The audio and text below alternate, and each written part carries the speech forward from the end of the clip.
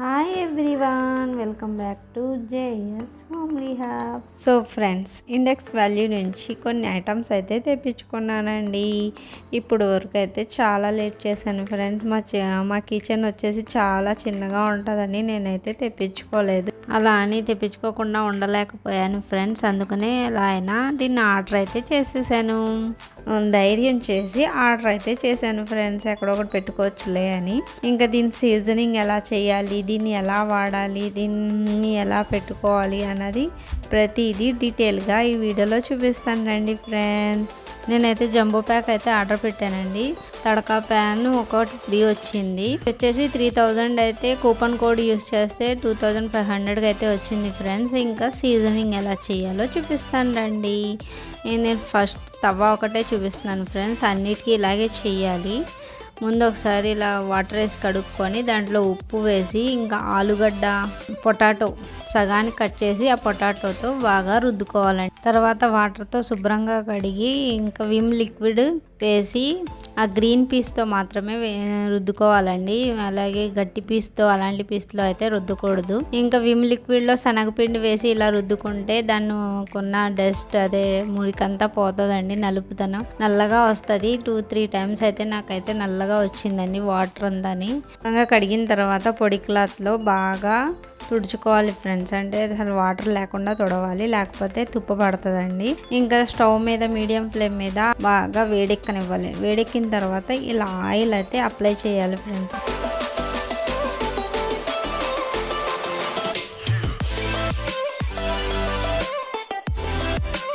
బాగా అప్లై చేసిన తర్వాత స్టవ్ అయితే ఆఫ్ చేయాలండి. పొగలు వచ్చిన తర్వాత ఆఫ్ చేసేసి చల్లారిన తర్వాత మళ్ళీ సీజనింగ్ అయితే అలాగే సాల్ట్ లేకుండా శనగపిండి లేకుండా ఓన్లీ విమ్ లిక్విడ్తో మాత్రమే శుభ్రంగా ఇలా రుద్దుకొని ఒకసారి అయితే కడుక్కొని మళ్ళీ తడి లేకుండా తుడుచుకొని ఒకసారి స్టవ్ మీద అయితే పెట్టుకోవాలి ఫ్రెండ్స్. పెట్టుకున్న తర్వాత మళ్ళీ ఒకసారి ఆయిల్ అయితే అప్లై చేయాలి. సేమ్ ప్రొసీజర్ ఇలా 2-3 సార్లు అయితే చేసిన తర్వాత ఒక రోజంతా అలా పక్కన పెట్టేయండి ఆయిల్ రాసి.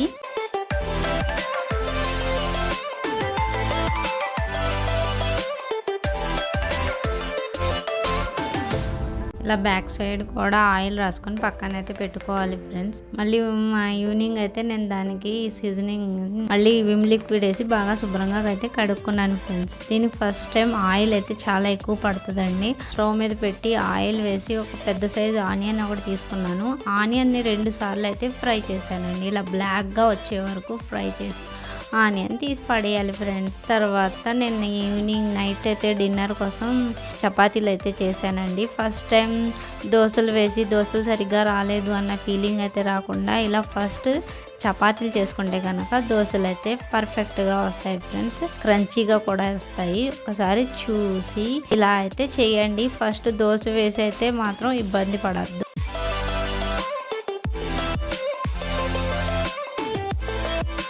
చల్లారిపోయిన తర్వాత క్లాత్ చుట్టి పక్కన పెట్టుకోండి. ఇంకా నేను పక్కన పెట్టిన తర్వాత నేను మార్నింగ్ అయితే ఇలా దోశ అయితే వేసానండి. నాకు ఫస్ట్ కదా డౌట్ వచ్చింది, వస్తుందా రాదా దోశ అని. పర్ఫెక్ట్గా వచ్చిందండి. చిన్నగా వేసాను ఫస్ట్ టైం. ఇది వచ్చేసిన తర్వాత ఇంకా కాన్ఫిడెంట్తో పెద్దగా వేసి పల్చగా కూడా వేసాను. అది కూడా చాలా బాగా వచ్చింది ఫ్రెండ్స్. ఇలా ఐరన్ తవ్వ వాడడం వల్ల హెల్త్కి అయితే చాలా మంచిదండి. మన బాడీలో ఐరన్ తక్కువ ఉన్నప్పుడు ఐరన్ డెఫిషియన్సీ లేకుండా ఇలాంటి పాన్స్ తవ్వాస్ వాడితే మాత్రం మనకు డెఫిషియన్సీ అయితే రాదు ఫ్రెండ్స్.